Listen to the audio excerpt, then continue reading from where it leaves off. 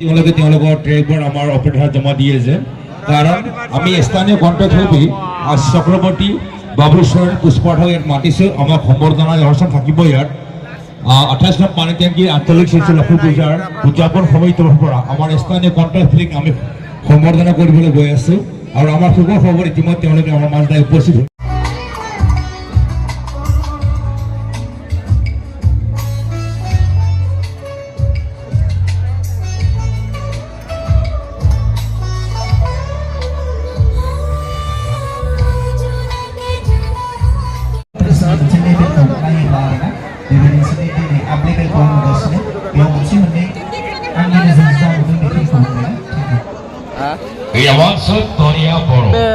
मानसि जाखादों आरो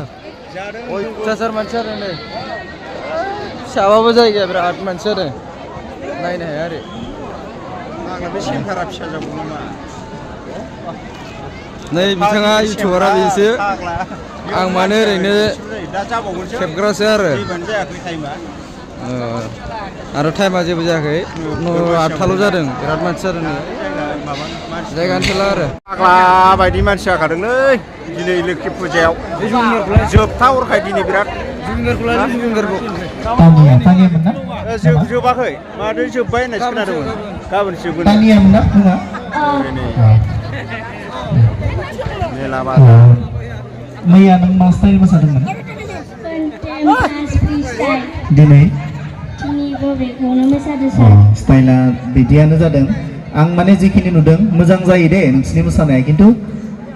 माने मोनसे खोथाखौ आं नोंसोरखौ बुजायखाना होनि आरोना नोङो मेथ्सखौल' हायो होनना मेथ्सखौल' खालामबाय थानो नाङा साइन्सखौबो नाजा खोथाखौ बुजि मोनदों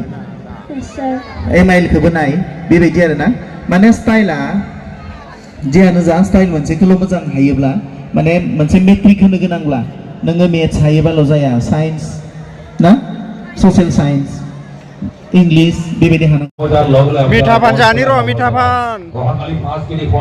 बेसेनो दाम 20 টাকা পৰিৱেশ কৰিব সমূহ আমাৰ সাংস্কৃতিক ৰাইজৰ আজিৰ দৰে অহাকালি আপোনালোক সহায় সহযোগ পাম বুলি আমি আশা ৰাখিছোঁ অহাকালি সাংস্কৃতিক আমি